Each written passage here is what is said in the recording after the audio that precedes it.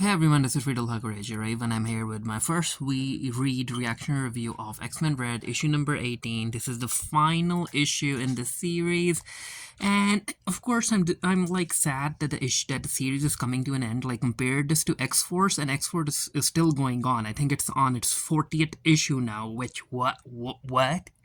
But yeah, X-Men Red is coming to an end. However, L. Ewing will continue to write Storm and Magneto in the upcoming Resurrection of Magneto mini-story. But I have no idea what's going to happen to Arakko with the X-Men. Probably, not probably, like, we know that it's confirmed that the X-Men are gonna be experiencing a new status quo coming next year. So, you know what? Fingers crossed. Let's see.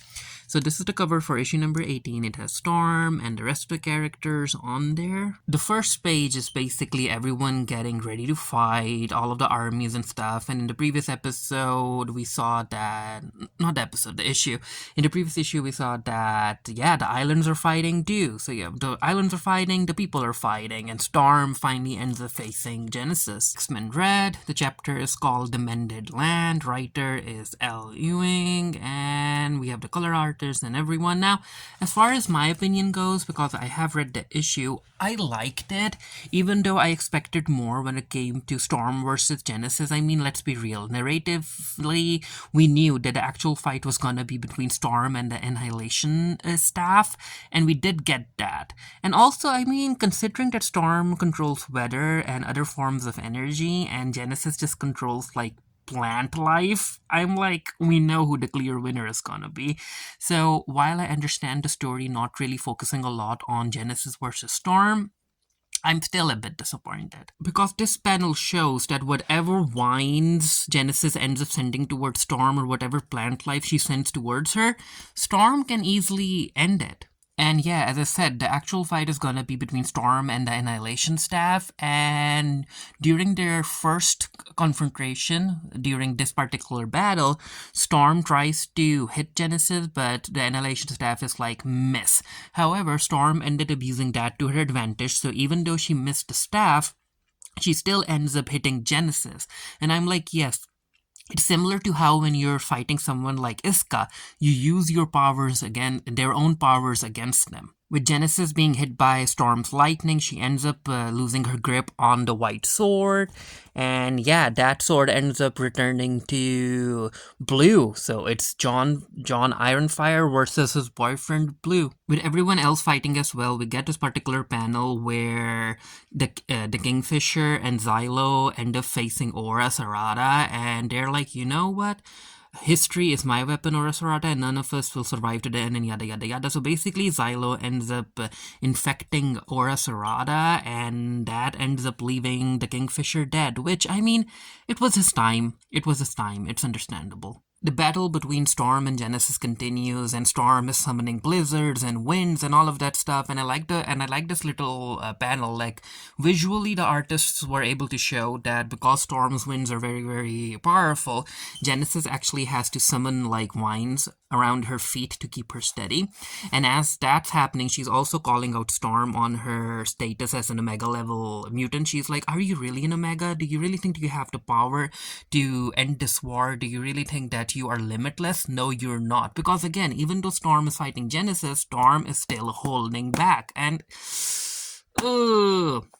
well, it is what it is. But yeah, Genesis is like, you know what, I'm gonna end this. So instead of throwing vines at Storm, she ends up impacting the microscopic fungi inside Storm, and she uses Storm's own gut flora against her, and she wants Storm to die from the inside. But hey, it's Storm. Storm's not gonna die anytime soon. And this is where it happens. The thing that I was waiting for. The actual fight between the Annihilation Staff and Storm. Like the Ring of Power from Lord of the Rings, like that part, the Annihilation Staff is always going to reach out to people it deems more powerful, or people that it deems will be able to help it continue to grow. So the Annihilation Staff was very, very impressed with how Storm ended up rejecting Uranus, and now the Annihilation Staff is like, you know what, at this point, the way that you're fighting Genesis, I would like to make you an offer, Storm. Genesis has basically like she has outgrown her use for me, but you, Storm, you fight for something else. So I offer you power, and with me in your hand, no one will be able to say no to you. The mutants of Araco, the people of Earth, everyone will bow down to you. So don't you want that? Is that not the least that is due to the goddess that you are? And I'm like, wow, wow, this is a mistake. Like, there are like basically like two mistakes you can make when you're fighting Storm. One mistake is that underestimating her and thinking that you can defeat her, especially when she's depowered. Like when Storm is depowered and she takes out a knife, run. You better run. And the other mistake is offering her power in a way to control her. Like Storm hates being controlled. So, and the Annihilation Staff offering her power, it was still its way of controlling Storm. And yeah, Storm was like, yeah, no, thank you. And I really like this entire interaction because it's just like the Annihilation Staff talking to her for like 2 pages, and Storm doesn't say nothing.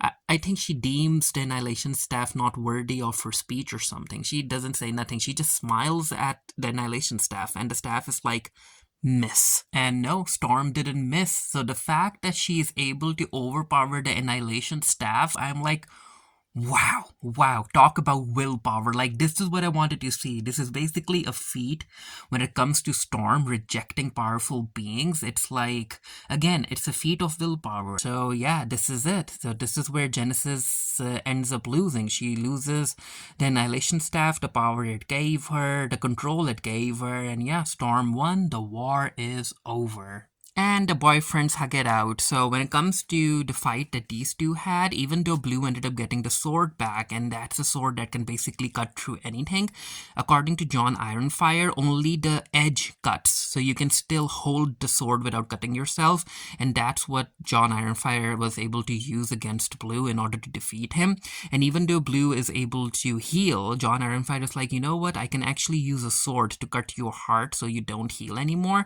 But he doesn't do that, and they hug it out, and I was expecting them to kiss, but that didn't happen. As far as Genesis is concerned, she's been exiled, so there's that. And of course, the fact that Arcus ended up using her, Genesis is gonna go against Arcus, I guess. And as far as the state of Araco is concerned, like what state is it in now? Well, the old and the new islands end up hugging it out, and basically every community is trying to figure out what peace means to them.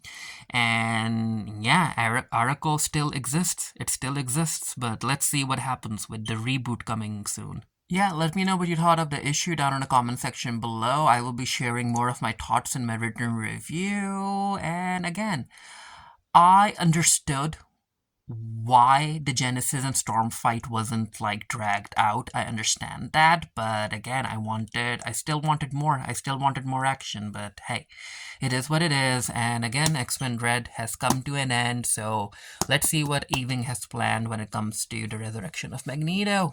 Yeah, until next time, stay happy, stay safe, stay blessed. See you guys later.